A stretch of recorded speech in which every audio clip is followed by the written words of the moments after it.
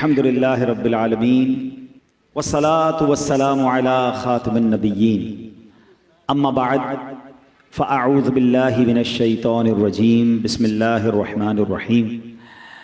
پڑھیے الصلاة والسلام علیک یا رسول اللہ وعلی آلک واصحابک یا حبیب اللہ. الصلاة والسلام علیک یا نبی اللہ وعلی آلک واصحابک یا نور اللہ. درود پاک کی فضیلت پر مشتمل ایک بڑا ہی ایمان افروز میں نے آج آپ کو ایک واقعہ سنانا ہے. بزرگان دین نے اپنی کتاب میں اس واقعے کو بڑے شان سے نقل کیا ہے. ماجرا یہ تھا کہ ایک شخص تھا، بڑا نیک تھا مگر غریب بھی تھا، بال بچوں والا بھی تھا، غریب بھی تھا. اچانک رات کو اس کی آنکھ کھلی تو دیکھا بچے رو رہے ہیں. بچوں سے پوچھا کہ کیوں رو رہے ہو؟ تو انہوں نے کہا کہ بابا جان بھوک لگی ہے، کھانے کو کچھ نہیں ہے گھر میں.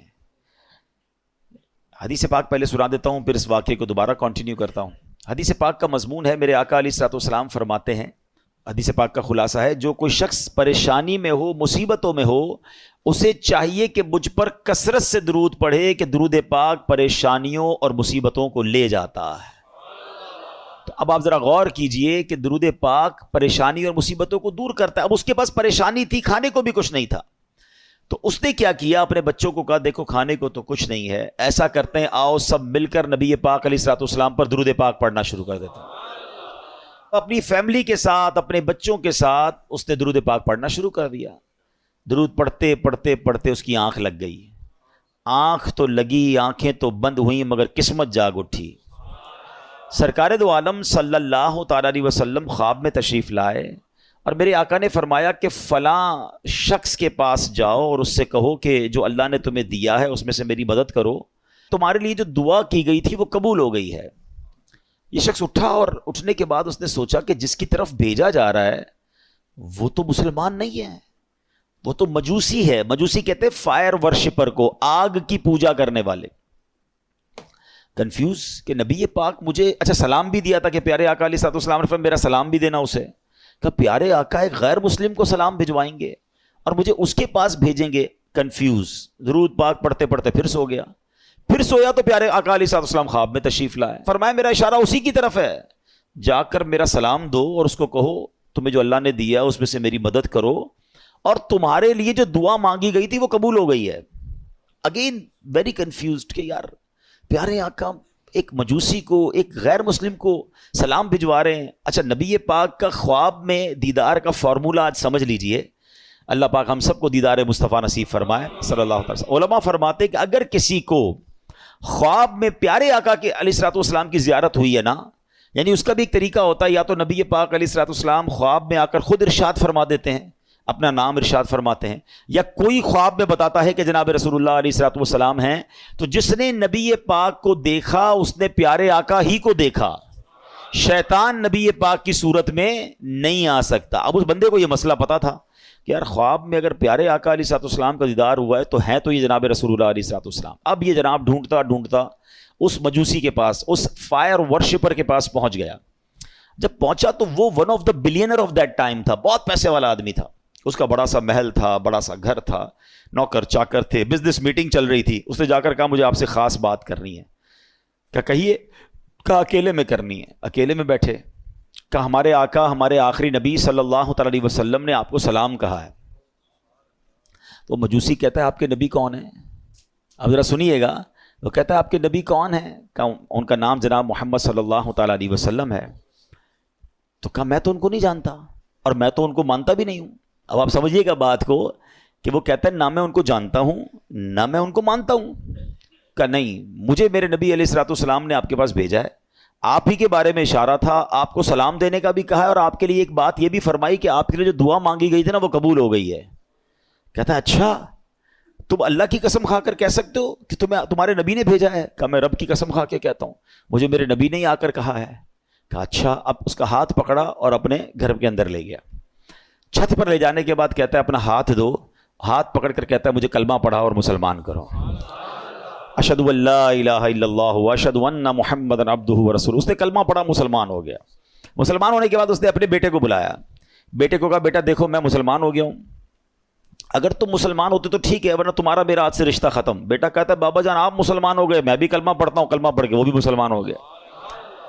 اب جتنے لوگ اس گھر میں بزنس کرنے آئے تھے، لیتی دیتی کرنے آئے تھے، پیسے وصول یا بزنس میٹنگ چل رہی تھی، سب کو اس نے پتہ ہی کیا کہا دیکھو بھائیو میں مسلمان ہو گیا ہوں، تم میں سے بہت سارے وہ لوگ ہیں جن کے اوپر میرے پیسے نکلتے ہیں، آج جو مسلمان ہوگا سارے پیسے معاف، اور جو مسلمان نہیں ہوتا میرے پیسے دو، تمہارا میرا کاروبار ختم۔ بڑی تعداد میں لوگوں نے کلمہ پڑھا، وہ بھی مسلمان ہو گئے۔ اپنی بیٹی کو بلایا، بیٹی کو کہا بیٹی دیکھو میں بھی مسلمان ہو گیا ہوں، تمہارا بھائی بھی مسلمان ہو گیا ہے، اگر تمہیں بھی مسلمان ہونا ہے تو مسلمان ہو جاؤ۔ اچھا بدقسمتی کی بات یہ ہے کہ مجوسی جو ہوتے ہیں نا، ان کے اندر بھائی بہن کی شادی کی اجازت ہوتی ہے، وہ بھائی بہن شادی کرتے ہیں معاذ اللہ۔ تو تھوڑے دنوں پہلے ہی انہی بھائی بہن کی شادی کی تھی اس نے، تو بہن کہتی ہے کہ بابا جان جب سے شادی بھائی کے ساتھ ہوئی میرا دل مطمئن نہیں تھا، واقعی یہ بات درست نہیں ہے کہ بھائی سے شادی ہو، میں بھی کلمہ پڑھتی ہوں، کلمہ پڑھ کر وہ بھی مسلمان ہو گئے۔ اب وہ جو بندہ پیغام لے کر کے آتا کہتا ہے رکے تو صحیح، مجھے تو بتائیں بات کیا ہے، ابھی تھوڑی دیر تو پہلے آپ کہہ رہے تھے میں ہمارے نبی کو نہیں جانتا، تمہارے نبی کو نہیں جانتا، اب سارے کلمہ پڑھی جا رہے ہیں، مجھے تو بتائیں یہ راز کیا ہے۔ وہ کہتا ہے اب میں تمہیں بتاتا ہوں بات کیا ہے۔ کہتا ہے بات یہ ہے کہ کچھ دنوں پہلے ہی اپنی بیٹی اور بیٹے کی میں نے شادی کی، بہت بڑی دعوت کی، بہت بڑا کھانا کیا، پورے شہر کے لوگ آئے، بہت دھوم دھڑکا کیا ہم نے۔ جب رات تھک ہار کے میں اپنے کمرے میں سویا تو مجھے بالکل گھر کے برابر والے گھر سے رونے کی آواز آئی۔ میں نے کان لگائے تو بچیاں تھیں اور کہہ رہی تھی امی جان یہ ہمارے پڑوسی نے ہمارے ساتھ اچھا نہیں کیا۔ ماں کہتی کیا ہوا؟ کہا امی جان اتنے اچھے اچھے کھانے بنائے، ساری رات خوشبو آتی رہی، ہمیں کھانا نہیں بھجوایا، ہم بھوکی سو گئیں، حالانکہ ہم اللہ کے آخری نبی صلی اللہ علیہ وسلم کی اولاد میں سے ہیں۔ وہ سید فیملی تھی۔ یہ کہتے ہیں مجھے نہیں پتا تھا کہ مسلمانوں کے نبی کون ہیں اور ان کا کیا مرتبہ ہے، مجھے یہ پتا چلا کہ یہ ان کے نبی کی اولاد ہے، اور میں بے قرار ہو گیا کہ سارے شہر نے کھایا، میں پڑوسیوں کو بھول گیا۔ اس نے فوراً جناب اپنے خادمین کو کہا اچھے سے کپڑے تیار کرو، کپڑے تیار کیے، کھانا پیک کیا اور فوراً ان کے گھر پہ کھانا بھجوایا۔ تھوڑی دیر بعد کہتا ہے اب میں نے پھر کان لگائے تو ماں کہتی دیکھو بیٹا پڑوسی کتنا اچھا ہے، کھانا بھی بھجوایا، کپڑے بھی بھجوائے، اب بچوں کھانا کھا لو۔ کہ ماں ہم کھانا کیسے کھائیں، ہمارا پڑوسی تو مسلمان ہی نہیں ہے۔ تو ماں کہتی بیٹا اللہ کی طرف سے رزق آیا ہے کھا لو۔ کہتی نہیں ماں جب تک نہیں کھائیں گے جب تک پڑوسی کے لیے دعا نہ کریں۔ ان سیدزادیوں نے ہاتھ اٹھائے اور دعا کرنے لگی کہ یا اللہ ہمارے پڑوسی کو ایمان کی دولت عطا فرما دے، اور آج اس نے ہماری دستگیری کی ہے، ہماری مشکل آسان کی ہے، بروز قیامت ہمارے نانا جان کی سے شفاعت نصیب فرما۔ پڑوسی کہتا ہے تم نے جب آ کر کہا نا کہ جناب رسول اللہ نے مجھے سلام بھیجا ہے اور کہا ہے دعا قبول ہو گئی ہے، تو میں سمجھ گیا ہوں کہ میرے ایمان لانے کا وقت آ گیا ہے، اب میں مسلمان بھی ہوتا ہوں۔ اور سنو یہ بھائی بہن کی جو میں نے شادی کی تھی نا میرے بیٹے اور بیٹی کی، 50% جائیداد تو میں نے ان کے نام کر دی تھی، 50% اپنے لیے رکھی تھی، اب تو ویسے ان کی شادی ختم ہو گئی، یہ میری جائیداد کا 50% میں تمہیں دیتا ہوں، جاؤ تو اپنے بال بچوں پہ خرچ کرو۔ وہ بندہ جو ایک دن پہلے جس کے بچے بھوکے سو رہے ہیں وہ اربوں پتی ہو جاتا ہے، وہ پورے جائیداد کا 50% لے کر گھر آتا ہے۔ اب اس واقعے کو لکھنے کے بعد میرے پیارے اسلامی بھائیوں علماء نے بہت خوبصورت باتیں اس پہ ارشاد فرمائی ہیں۔ اب ذرا اس ایک واقعے کو اگر سمجھیں کہ مشکل ہو، پریشانی ہو، تکلیف ہو، دنیا والوں سے نہ مانگیں۔ ایک یہ بھی بڑا پرابلم ہو گیا ہے کہ آج تھوڑا سا پرابلم ہو تو دوسروں سے مدد مانگنے نکل پڑتے ہیں۔ نہیں، خودداری یہ ہے کہ میری پرابلم میں جانوں، میرا رب جانے۔ کسی کا احسان کیوں اٹھائیں، کسی کو حالات کیوں بتائیں، تم ہی سے مانگیں گے تم ہی دو گے، تمہارے در سے ہی لو لگی ہے۔ ہم نے دیکھا ہے جو ایک بار ہاتھ پھیلاتا ہے نا پھر اس کا ہاتھ پھیلا ہی رہتا ہے۔ اللہ سے ہمیشہ دعا کرنا، اے اللہ ہمیں صرف دینے والا ہاتھ عطا فرما، کبھی مانگنے والا ہاتھ نہ عطا فرما۔ مشکل آتی ہے انسان پر، کوشش کرے کہ کسی کی مدد نہ لینی پڑے۔ اللہ اور اس کے رسول اپنے معاملات کم کر دیں، اپنے خرچے کم کریں، اپنے معاملات کو جتنا ہو سکے منیمائز کر دیں، تو کسی سے مدد نہ مانگیں۔ اور یہی اسلام کو مطلوب ہے کہ بندہ خودداری کے ساتھ چلے۔ اور پھر سبحان اللہ درود پاک کیسا وظیفہ ہے کہ پھر غیب سے مدد ہوتی ہے جب بندہ اللہ اور اس کے رسول کی طرف توجہ کرتا ہے نا۔ شاعر کہتے ہیں نا ہر درد کی دوا ہے، ہر درد کی دوا ہے صلی علی محمد، تعویذ ہر بلا ہے صلی علی محمد صلی اللہ علیہ وسلم۔ تو ہمیں درود پاک کثرت سے پڑھنا ہے۔ اور ادھر امیر آدمی کے ساتھ کیا ہوا کہ آل رسول کی خدمت، سید زادگان کی خدمت کی تو اللہ نے اسے ایمان کی دولت عطا فرما دی۔ تو تو یہ بھی اپنی زندگی کا ایک حصہ بنائیں. میں مشورہ دوں گا میرے پیر و مرشد امیر اہل سنت فاؤنڈر آف دعوت اسلامی مولانا محمد الیاس عطار قادری صاحب بڑی پیاری توجہ دلاتے ہیں. آپ فرماتے ہیں جس نبی کے در کا صدقہ ہم کھاتے ہیں نا, ان کی آل کی خدمت کیا کرو, وہاں سے اور عطا کیا جائے گا. تو ہمیں کیا کرنا چاہیے, اپنی انکم کا پاسبل ہو نا تو 1%, 2% جتنی اللہ نے آپ کو توفیق دی ہے وہ فقط سید صاحبان کے لیے الگ رکھ لیں. اپنے آفس میں ایک اکاؤنٹ کھولیں کہ جناب میری جتنی انکم ہوگی میں اتنا پرسنٹ جو ہے وہ آل رسول کی خدمت کروں گا. آپ یہ کر کے دیکھیں, آپ حیران ہو جائیں گے آپ کی روزی میں کتنی برکت آنا شروع ہو جاتی ہے. میں آپ کو اس کو لاجیکلی سمجھاتا ہوں. کوئی آپ کا دوست ہو, آپ کے گھر پہ آئے, آپ کے بچوں کو تحفہ دے, اب بار بار آپ کے بچوں کو گفٹ بھجواتا رہے, آپ کے بچوں کے لیے خیر خواہی کا اظہار کرے, آپ کے بچوں کا خیال رکھے, آپ کو کیسا لگتا ہے کہ یار یہ میرے بچوں سے کتنا پیار کرتا ہے. بچے تو پیار کرتے ہی کریں گے آپ کے اس دوست سے, آپ کو بھی پیار ہو جائے گا. مجھے بتائیں نا, کوئی امتی جب نبی پاک کے بچوں سے پیار کرے گا, آقا کی آل کی خدمت کرے گا, تو نبی پاک کو کتنا پیارا لگے گا وہ ہیں. پھر وہاں سے ایک نگاہ رحمت ہونی ہے نا. سارے بگڑے کام سنور جانے ہیں. بریلی کے تاجدار اعلیٰ حضرت یہی تو سمجھاتے ہیں کہ تیری نسل پاک میں ہے بچہ بچہ نور کا, تیری نسل پاک میں ہے بچہ بچہ نور کا, تو ہے عین نور تیرا سب گھرانہ نور. سرکار کی آل کی خدمت یہ بہت بڑی سعادت ہے. کوئی ایک فیملی ڈھونڈ لیں, کوئی ایک خاندان ڈھونڈ لیں اور بس اس کو باندھ لیں کہ بھئی اب میں نے اس کی خدمت کرنی ہے. یہ سمجھ لیں آپ اس کی خدمت نہیں کر رہے, یہ آپ اس کو پیش کر رہے ہیں اور اس کی برکتیں آپ کو ملنا شروع ہو جائیں گی. دیکھیں سید صاحبان کا ایک مسئلہ بھی سمجھ لیں. آج کے دور میں پرابلم یہ, لوگ پہلے تو زکوٰۃ پوری نہیں نکالتے, زکوٰۃ کے علاوہ پیسے ویسے نہیں دیتے. اب سیدوں کو زکوٰۃ ویسے نہیں لگتی, وہ تو مال کا میل ہے نا, میل دو گے کیا مال کا سرکار کی آل کو. تو اب وہاں دینا تو صاف پیسہ چاہیے تھا, لوگ صاف پیسہ خرچ ہی نہیں کرتے. تو سید صاحبان کہاں جائیں گے؟ جو غریب سید صاحبان ہیں وہ کدھر جائیں گے؟ ہمیں یہ خیال رکھنا ہوگا کہ جیسے میرے بچے ہیں نا, یہ میرے آقا علیہ الصلوۃ والسلام کی اولاد ہے, یہ ان کی نسل میں سے ہیں. تو جس طرح اپنے بچوں کا خیال رکھتے ہو, ایسے کوئی ایک فیملی, کوئی ایک بچے جو ہیں, کچھ بچے سید فیملی کے اپنے ذمے لے لیں اور پھر آپ دیکھیں انشاءاللہ. اور آپ غور کریں گے نا, آپ کو آس پاس ہی مل جائیں گے, بس ایسا نہیں ملیں گے. آپ تھوڑا سا غور کریں گے, ہو سکتا ہے آپ کے ملازمین میں سے ہی کوئی ہوں گے, آپ کے آس پاس پڑوسیوں میں سے کوئی سید فیملی نکل آئے گی. تو یہ خدمت کریں اور پھر دیکھیں کہ اس کی برکتیں کیسے نصیب ہوتی ہیں. اللہ پاک ہم سب کو آل رسول کا خدمتگار بنا دے. وہ پڑھتے ہو نا شجرے میں شعر, دو جہاں میں خادم آل رسول اللہ کر دو, جہاں میں خادم آل رسول اللہ کر, حضرت آل رسول مقتدا کے. ہاں, جس کو ادھر بھی نوکری آل رسول کی مل گئی نا, پنجتن کی غلامی ادھر مل گئی اور ادھر بھی نوکری مل گئی, اس سے اچھی کون سی نوکری ہے؟ نیازی صاحب لکھتے ہیں نا, مجھ پہ کتنا نیازی کرم ہو گیا, دنیا کہنے لگی پنجتن کا گدا, اس گھرانے کا جب سے میں نوکر ہوا سب سے اچھی میری نوکری ہو گئی. آقا کی آل کا غلام بن جاؤں, ان کا نوکر بن جاؤں, اور کیا چاہیے؟ پھر دیکھو کیسا نوازتے ہیں انشاءاللہ. تو نیت کریں انشاءاللہ آل رسول کی خدمت کریں گے.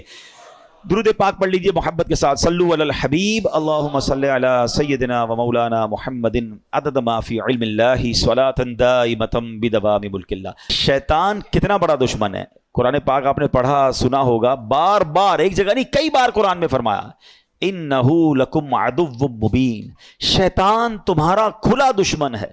ایک جگہ ارشاد ہوتا ہے ان الشیطان لکم عدو فاتخذوہ عدوا, فرمایا بے شک شیطان تمہارا دشمن ہے اور تم بھی اسے اپنا دشمن سمجھو.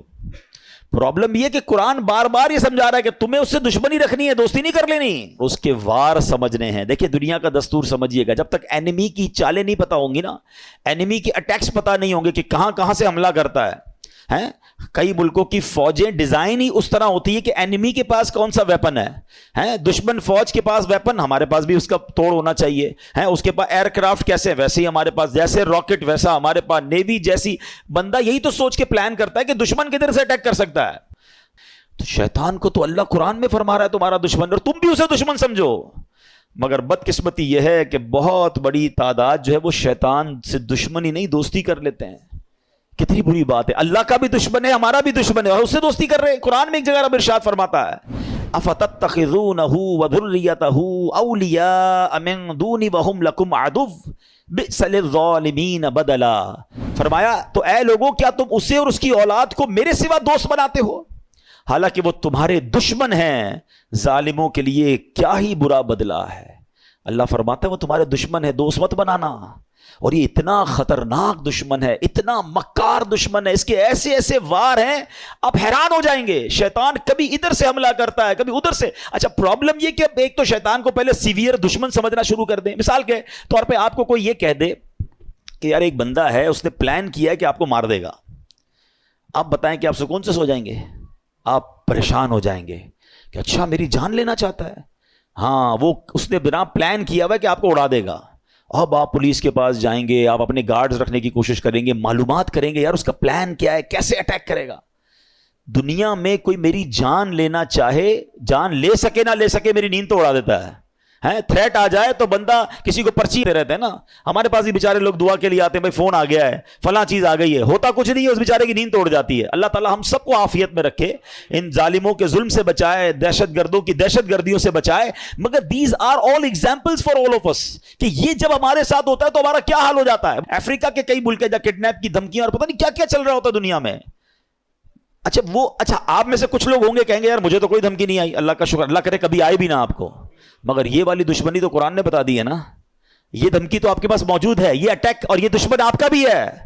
وہ دشمن ہو نہ ہو, یہ دشمن سب کا ہے. قرآن کہہ رہا ہے تمہارا کھلا دشمن ہے. کیا اس کے لیے کوئی پلاننگ کی, اس سے بچنے کا کوئی غور کیا, اس کے لیے کسی کے پاس گئے کہ یار یہ کدھر کدھر سے حملہ کر سکتا ہے؟ مجھے ایک بات بتائیں, کوئی میری جان لے سکتا ہے دنیا میں, میری دولت لے سکتا ہے, مگر یہ سب چیزیں کم ہے. شیطان میرا ایمان لے سکتا ہے, اس سے قیمتی چیز کوئی نہیں ہے میرے پاس. اگر ایمان ہی چلا گیا تو پھر کیا ہے میرے پاس؟ وہ ایکچوئل اس کا جو الٹیمیٹ گول ہے نا شیطان کا, یہ سمجھنا ہوگا, اس کا الٹیمیٹ گول یہ ہے کہ وہ میرا اور آپ کا ایمان چھین لے اور ہم دنیا سے بے ایمان ہو کر جائیں. اور ایک بات یاد رکھیے گا, سارے روزے, ساری تراویح, ساری عبادت, ساری نمازیں, سارے صدقے, سارے حج, سب کچھ برباد ہو جاتے ہیں اس کے جو ایمان پہ دنیا سے نہیں جاتا ہے. ہاں ایمان ہے تو سب کچھ ہے, ایمان کے بغیر گئے پھر کچھ بھی نہیں ہے. ہاں یہ پہلے سمجھ لیجئے بات کو. میرے اور آپ کی زندگی کا جو سب سے بڑا ٹارگٹ ہونا چاہیے نا, وہ ایمان کی حفاظت ہونا چاہیے. آپ کو پتا ہے اللہ کے نبی علیہ الصلوۃ والسلام کیا دعا کرتے تھے؟ یا مقلب القلوب ثبت قلبی علی دینک. اس دعا کا معنی کیا ہے؟ اے دلوں کو پھیرنے والے, میرے دل کو اپنے دین پر ثابت قدمی عطا فرما, اسٹیڈ فاسٹنس عطا فرما. کون دعا کر رہا ہے؟ جس کے صدقے مجھے اور آپ کو ایمان ملا. یہ میری اور آپ کی تربیت ہے کہ دل بدلتا ہے. اللہ سے مانگو کہ مرتے وقت قلب سلیم رہے, ایمان کی حالت میں دنیا سے جاؤں. اے ایمان والو اللہ سے ڈرو اور نہیں مرنا مگر مسلمان. یعنی یہ جملہ کیسا ہے یار؟ اگر یہ آیت کو سمجھ لیں کہ کہا جا رہا ہے مرنا ہے مگر مسلمان, یہ اس کا مطلب یہ ہوا کہ میری اور آپ کی زندگی کا جو مین ٹارگٹ ہونا چاہیے نا, کہ ادھر سے کوئی چھیننے کی کوشش کر رہا ہے, ادھر سے میرا ایمان چھیننے کی کوشش کر رہا ہے. ایکچولی شیطان ہمارے سامنے اپنے اصلی روپ میں نہیں آتا, اس کے چیلے آتے ہیں. اس کے چیلے چپاٹے اب ہر طرح کے لوگ نکلے ہوئے نا, کبھی چینل پر, سوشل میڈیا پر, کوئی قرآن کا انداز بیان کر رہا ہے, کوئی دین کا نیا انداز لے کر آیا ہے, کہیں نہ کہیں سے اٹیک کر کے آپ کا ایمان چھیننا چاہتا ہے. اعلیٰ حضرت امام اہل سنت نے 100 سال پہلے کہہ دیا تھا, سونا جنگل رات اندھیری, چھائی بدلی کالی ہے, سونے والوں جاگتے رہیو, چوروں کی رکھوالی ہے. یہ تو 100 سال پہلے کا تھا, اب تو کتنے فتنے ہیں. پتہ ہے اعلیٰ حضرت نے کیا کہا؟ آنکھ سے کاجل صاف چرا لیں یا وہ چور بلا کے ہیں, تیری گٹھڑی تاکی ہے اور تو نے نیند نکالی ہے. ہمیں پتہ ہی نہیں ہے, لوگ ہمارے ایمان کے پیچھے پڑے. ہم کہتے ہیں یار میں تو اس کی بھی سنتا ہوں, میں تو اس کی بھی سنتا ہوں, میں بد مذہبوں کے ساتھ بھی بیٹھتا ہوں, کچھ غیر مسلم دوست بھی بنائے ہوئے ہیں, میں سب کے ساتھ بیٹھتا ہوں. جناب نہیں, ایمان بچانا ہے تو ایسی محفلوں, ایسی گیدرنگز کو چھوڑنا ہوگا. سب کی نہیں سننی ہے, ہم اتنے مضبوط نہیں ہیں کسی کی سننے سے. آپ کو پتا ہے نبی پاک علیہ الصلوۃ والسلام نے حضرت عمر فاروق رضی اللہ عنہ کو تورات پڑھنے سے منع فرما دیا تھا. وہ کون ہے؟ حضرت عمر فاروق. اب بتائیے میری اور آپ کی کیا اوقات ہے؟ بندہ کہتا ہے میں ذرا دوسروں کی کتابیں بھی پڑھوں گا, دوسروں کے دلائل بھی سنوں گا. ارے پہلے مجھے اپنے دین کے بارے میں کچھ پتا نہیں ہے اور میں چلا سب کی باتیں سننے. تو ایمان بچانا ہے تو اس کی فکر کرنی ہے. اچھا اب میں آپ کو شیطان کے کچھ واقعات کے ذریعے سمجھاتا ہوں کہ کیسا مکار ہے, کیسا گیم کرتا ہے. ایک کتابوں میں لکھا, برسیسا نامی ایک شخص تھا اور بہت بڑا عبادت گزار تھا. اس بندے نے 200 سال اللہ کی عبادت کی اور ایک بھی گناہ نہیں کیا. اچھا اب ایسا کوئی نیک بندہ ہو تو شیطان کہاں چھوڑے گا اس کو. یہ میں ایک اور بات آپ کو بتا دوں کہ شیطان نیک آدمی پر زیادہ حملے کرتا ہے. یاد رکھیے گا, جو پہلے ہی کچھ نہیں کر رہا اس کو شیطان نے کہا تو ساڑھا ساتھی ہے, نہ نماز پڑھ رہا ہے, نہ روزے رکھ رہا ہے, اور بدکاریاں کر رہا ہے, شراب پی رہا ہے. نہیں, اس کے لیے پرابلم ہے نیک آدمی جو نمازیں پڑھ رہا ہے, جو روزے رکھ رہا ہے, جو نیکی کی نیت کر بیٹھا ہے, جو علم دین سیکھ رہا ہے, وہ بے چین رہتا ہے اس کے بارے میں. تو آپ جتنا دین کی طرف آئے نا, اب تیار ہو جائیں, ہی ول اٹیک یو, بٹ انشاءاللہ اللہ کی رحمت سے ہم اپنے آپ کو بچائیں گے انشاءاللہ. ہماری کوئی اوقات نہیں, ہم اللہ سے ہی مدد مانگیں گے انشاءاللہ, اور مانگتے رہا کرو رب سے مدد. کہ اللہ شیطان کے مقابلے میں میری مدد فرما, مجھے طاقت دے, مجھے قوت دے, اور اس مردود کے مقابلے میں مجھے کامیابی عطا فرما. ٹھیک ہے. بہرحال اب شیطان کی تو حالت خراب, 200 سال کوئی گناہ نہیں. شیطان پہنچ گیا اس کے پاس انسانی صورت میں, اور جا کر کہتا ہے کہ مجھے آپ کے ساتھ عبادت کرنی ہے. اللہ کا نیک بندہ کہتا ہے مجھے اللہ کی عبادت میں کوئی دوست نہیں چاہیے, میں جانوں میرا رب جانے, مجھے کوئی نہیں چاہیے. اس کا ایک عبادت خانہ تھا, وہ اس پہ عبادت کرتا تھا. اس نے شیطان کو انٹری نہیں دی.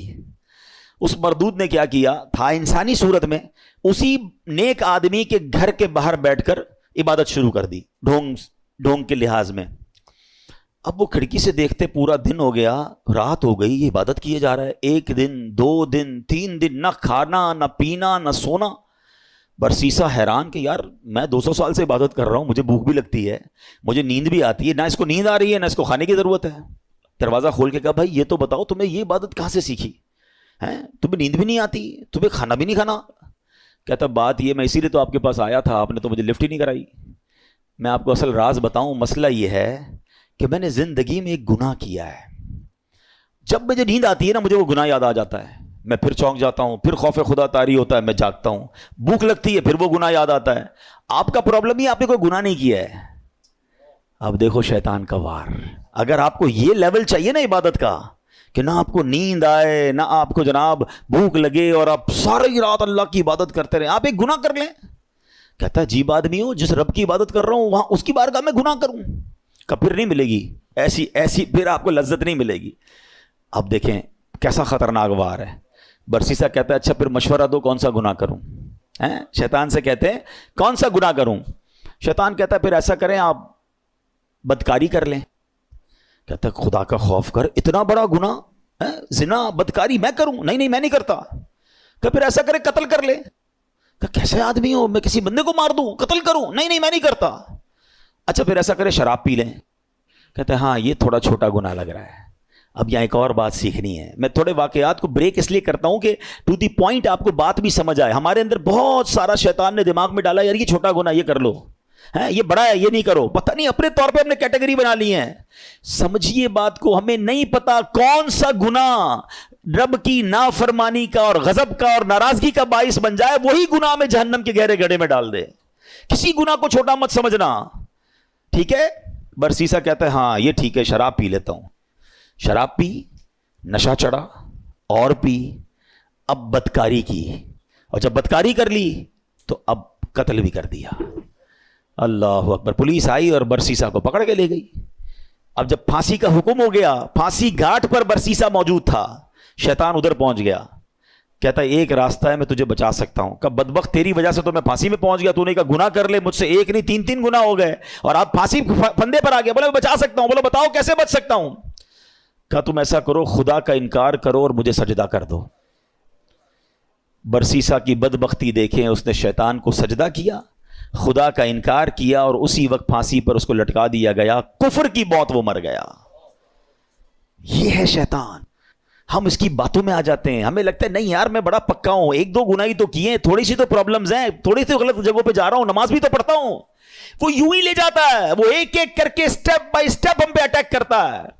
ایک حدیث پاک یاد رکھیے گا, یہ جو نوجوان اور ہم سب اس پہ مبتلا ہیں بدقسمت, ہم سب نے کچھ نہ کچھ گناہ پالے ہوئے ہیں.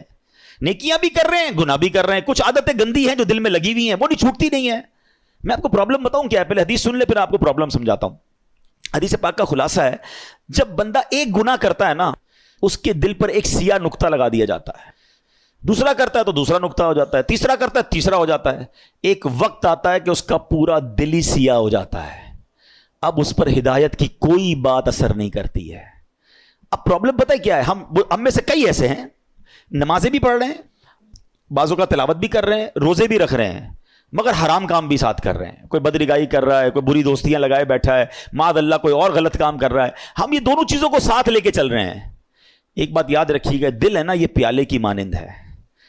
اس پیالے میں آپ گندگی بھی ڈال رہے ہیں اور دودھ بھی ڈال رہے ہیں. دودھ کا کیا حال ہو رہا ہوگا؟ کسی پیالے میں شربت میں آپ پیشاب بھی ڈالیں, تھوڑا سا گوبر بھی ڈالیں اور پھر روح افزا بھی ڈال دیں, شربت بھی ڈال دیں, تو کیا بنے گا اس کا؟ بیڑا غرق ہی ہو جائے گا نا. یہ جو مجھے اور آپ کو سجدوں کی لذت نہیں مل رہی نا, مجھے اور آپ کو جو عبادت کا نور نہیں مل رہا, میری آنکھوں سے جو آنسو نہیں بہ رہے, مجھے دعا کا جو لطف نہیں آ رہا, اس کی بڑی وجہ یہ ہے ہم نماز تو پڑھ رہے ہیں مگر گناہ نہیں چھوڑ رہے. جس دن آپ نے گناہ چھوڑے, اس پیالے کو صاف کیا, اس دل کو کلین کیا, آپ کو ہر سجدہ انشاءاللہ برکت عطا فرمائے گا. آپ دعا کرو گے آپ کے آنسو بہیں گے, آپ درود پڑھو گے آپ مدینے کی یاد میں کھو جاؤ گے, کیونکہ عبادت کا نور ملنا شروع ہو جائے گا. ہم دونوں چیزوں کو ساتھ لے کر چل رہے ہیں, ظلمت اور نور ساتھ نہیں چلتے. پہلے دل کو ان گندگیوں سے پاک کریں, پھر دیکھیں آپ کو عبادت کا نور کیسے ملتا ہے.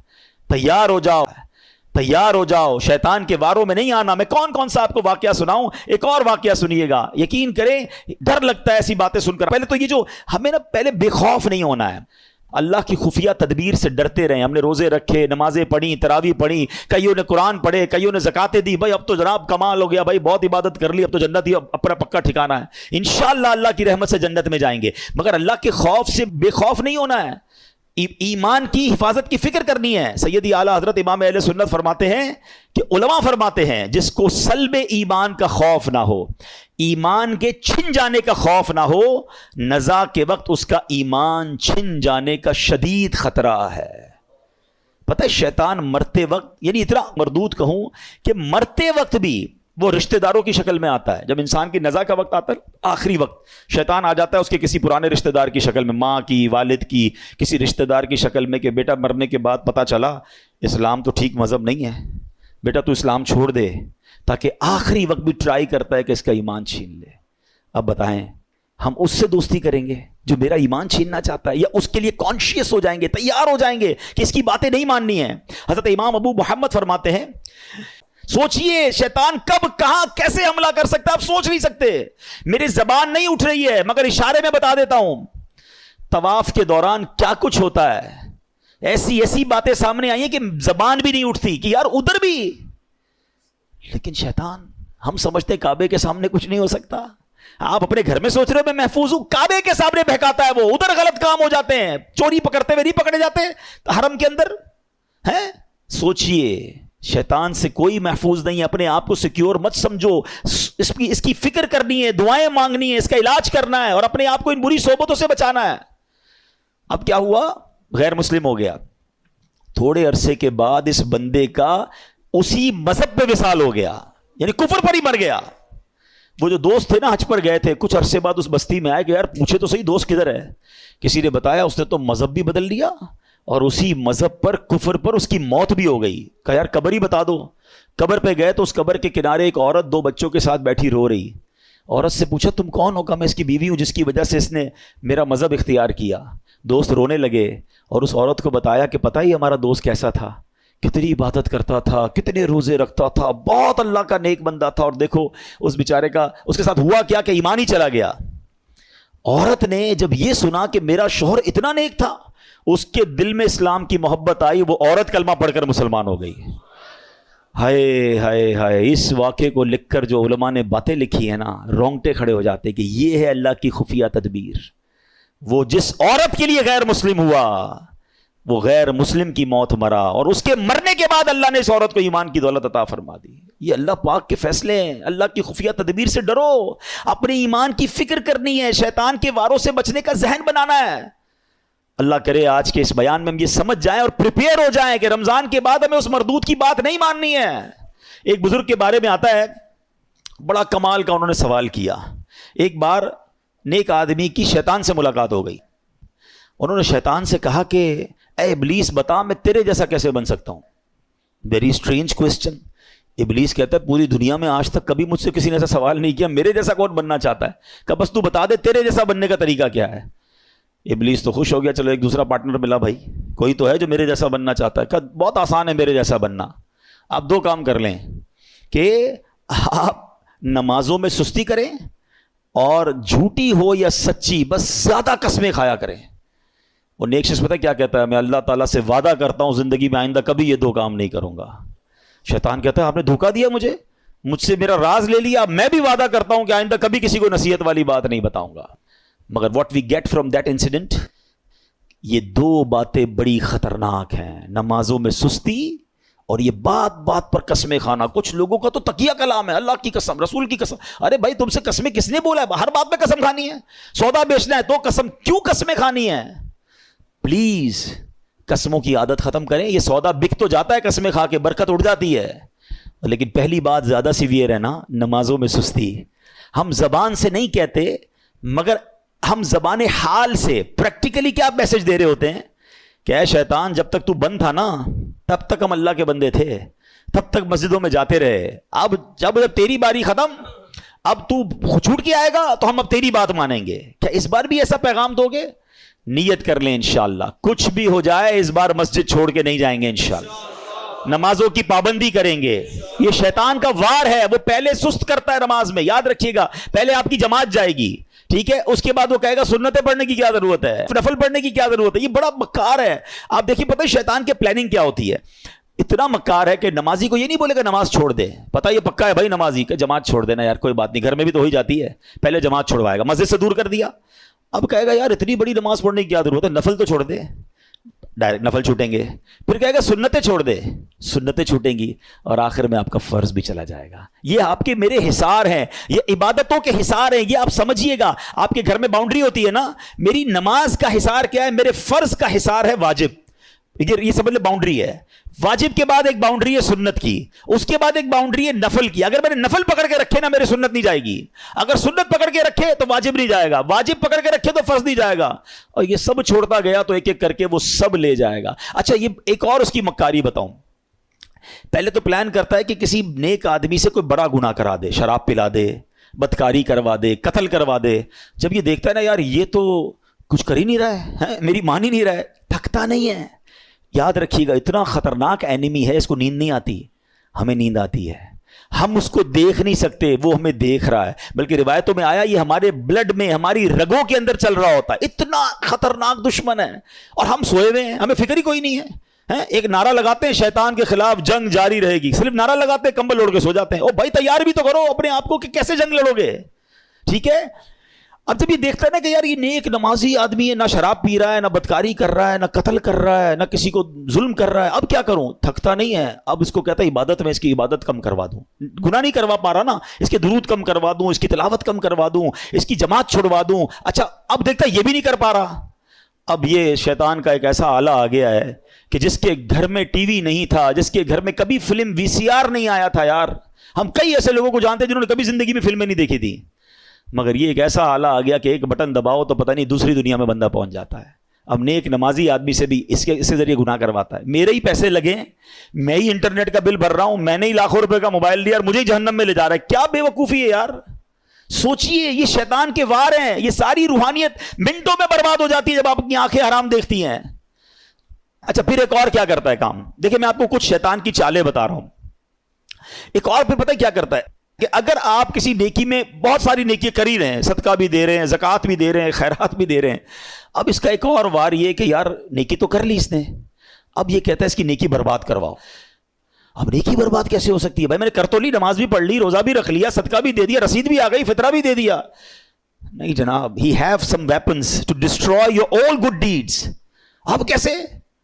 اب وہ بندے کو کہتا ہے اس کو لوگوں کو بتا، اب ریاکاری شروع کرے گا، ہیں میں ذرا لوگوں کو بتاؤں بھائی میں نے تو بڑی رات کو 5,000 روپے خرچہ کیا، میں نے مہنگا والا فطرہ دیا ہے، میں جناب تہجد بھی پڑھتا ہوں، میں تو جناب قرآن 3 بار ختم کیا ہے۔ اب لوگوں کو بتانا شروع کریں گے، سمجھیے یہ بات، یہ شیطان کا بڑا خطرناک وار ہے. آج کسی سے ملاقات کرے نا, آئی صاحب کیسے ہیں, طبیعت ٹھیک ہے؟ بس اللہ کا بہت کرم ہے جناب, 2010 میں حج پہ گیا تھا تو 2015 سے 5 بار عمرہ کر چکا ہوں الحمدللہ. ہمارے گھر کے برابر میں جو مسجد ہے اس کی چھت بھی ہم نے ڈلوائی تھی, بس افطاری کا سامان بھی اپنے گھر سے ہی جاتا ہے. 5-7 منٹ میں حاجی صاحب نے 15 سال پرانی نیکیاں ساری گنوا دی.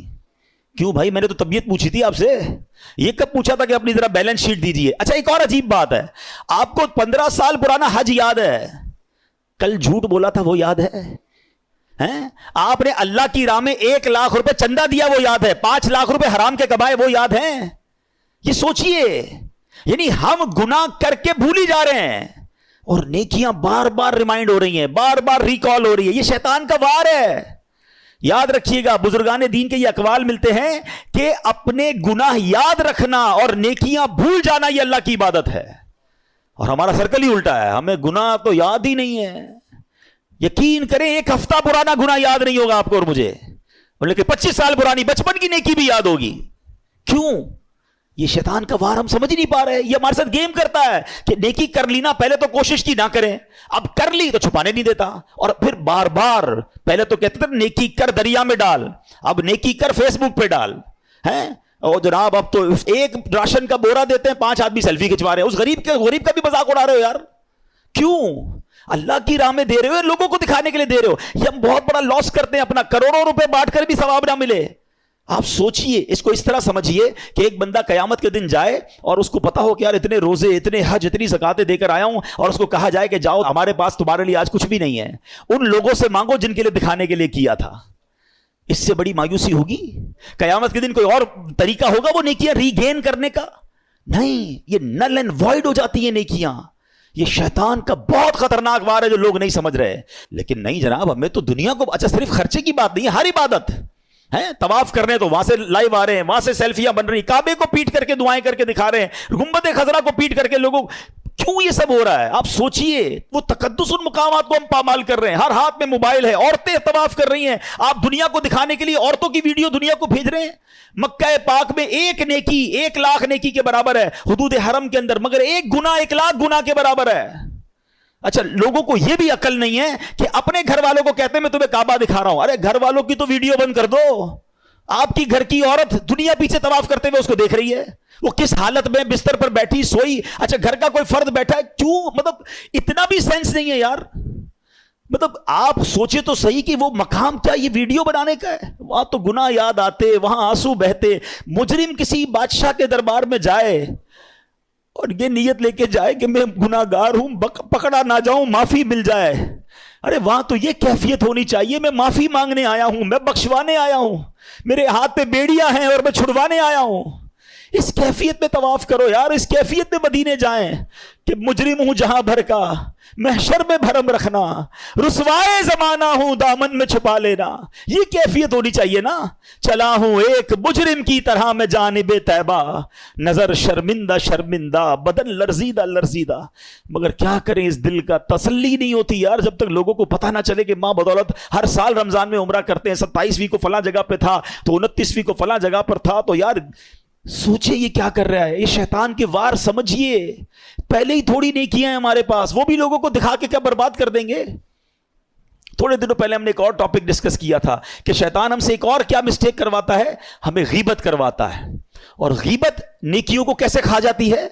فرمایا کہ غیبت تو یہ ہے کہ جس مسلمان کی غیبت کی نا, آپ اپنی نیکیاں اس کے اکاؤنٹ میں ٹرانسفر کر رہے ہیں. یعنی پہلے میں نے روزے رکھے, میں نے نمازیں پڑھی, میں نے صدقے دیے, اور اب کسی کی غیبت کی تو یہ ساری نیکیاں چلی گئیں اس کے اکاؤنٹ میں. اس سے بڑی بے وقوفی کیا ہے؟ تو try to understand the weapon of شیطان. اور ہمیں جب تک ان باتوں کا علم نہیں ہوگا تب تک ہم پھر شیطان کے واروں سے بچ نہیں پائیں گے. بہت ساری باتیں یاد آ رہی ہیں کہ شیطان کس کس طرح لوگوں کو ان کی نیکیوں کو برباد کرتا ہے. تو اے میرے پیارے اسلامی بھائیوں, اب ہم نے یہ ذہن بنا لینا ہے, ہم نے انشاءاللہ شیطان کے واروں میں نہیں آنا ہے. ٹھیک ہے؟ اچھا یہ ایک ہی بیان سے شیطان کے سارے وار بھی سمجھ جائیں اور جناب شیطان جو ہے وہ ہم شیطان پہ قابو بھی پا لیں, اس سے مقابلہ بھی کر لیں, اٹس ناٹ دیٹ پاسبل. ہمیں ان تمام واروں سے بچنے کے لیے, اپنے آپ کو مضبوط کرنے کے لیے ہمیں اچھا ماحول اپنانا ہوگا, ہمیں اپنی گیدرنگز کو بدلنا ہوگا. ہم اچھے دوستوں میں بیٹھیں گے. دیکھیں صحبت کیسے اثر لاتی ہے. آپ کو پریکٹیکل بتاتا ہوں. آپ کسی کے گھر میں جائیں, کسی کی میت ہو گئی ہو اور وہ رو رہا ہو آپ کے سامنے, یا کسی تکلیف میں رو رہا ہو, آپ کی کیا کیفیت ہوتی ہے؟ آپ کی بھی آنکھیں نم ہو جاتی ہیں, آپ باہر نکل کے بھی دل افسردہ ہوتا ہے. آپ کے ساتھ تو کچھ نہیں ہوا جناب, مگر کسی کو افسردہ دیکھا, آپ پر اثر پڑا نا. کسی کے گھر جائیں, بچہ پیدا ہوا ہے یا اس کو کوئی بہت اچھا تحفہ ملا ہے, یا وہ بہت خوش ہے, آپ کا دوست خوشی میں خوشیاں منا رہا ہے, آپ کے چہرے پہ کیا ہوگا؟ مسکراہٹ آ جائے گی نا. آپ کو تو نہیں ملی خوشی, مگر کسی کو خوش دیکھا تو خوشی نے دل پہ اثر کیا. ایسا ہی ہوتا ہے. بالکل اسی طرح جب گناہ گاروں کی محفل میں بیٹھیں گے نا, ہیں, بدکاروں کی محفل میں بیٹھیں گے, حرام کام کرنے والوں کی محفل میں بیٹھیں گے, دل پر اثر ہوگا. اور سبحان اللہ جب نیکوں کی محفل میں بیٹھیں گے, ذکر و اذکار کی محفل میں بیٹھیں گے, درود و سلام کی محفل میں بیٹھیں گے, یقیناً دل پر اثر ہو. ابھی دیکھیں آپ کی میرے دل کی کیفیت کیا ہے. اللہ کے گھر میں بیٹھے 1 گھنٹہ ہو گیا ہے, اٹھنے کو جی نہیں چاہ رہا, باتیں سننے کو. کیوں؟ یہ اچھی محفل, اچھی جگہ کی برکتیں ہیں. تو اگر آپ اور میں چاہتے ہیں کہ رمضان کے بعد بھی پنکچوئل رہیں نماز میں, ہم شیطان کے واروں میں گرفتار نہ ہو, تو اچھی صحبت اپنانی ہوگی. الحمدللہ دعوت اسلامی کا ماحول ہے. مدنی چینل سے کنیکٹ ہو جائیں, دعوت اسلامی کے مدنی قافلوں میں سفر کریں تو انشاءاللہ برکتیں ملیں گی. شیطان کے واروں سے بچنے کے لیے ایک وظیفہ اعوذ باللہ من الشیطان الرجیم, یہ بار بار پڑھتے رہا کریں. یہ انشاءاللہ آپ جتنا پڑھیں گے, اللہ نے چاہا شیطان کے واروں سے بچنا آسان ہو جائے گا. اللہ پاک ہم سب کو شیطان کے واروں سے محفوظ فرمائے, اور رمضان کے بعد بھی ہمیں نمازوں کا پابند رکھے. نیت کرتے نا انشاءاللہ نماز کوئی بھی قضا نہیں ہوگی. اللہ پاک عمل کرنے کی توفیق عطا فرمائے. صلو علی الحبیب.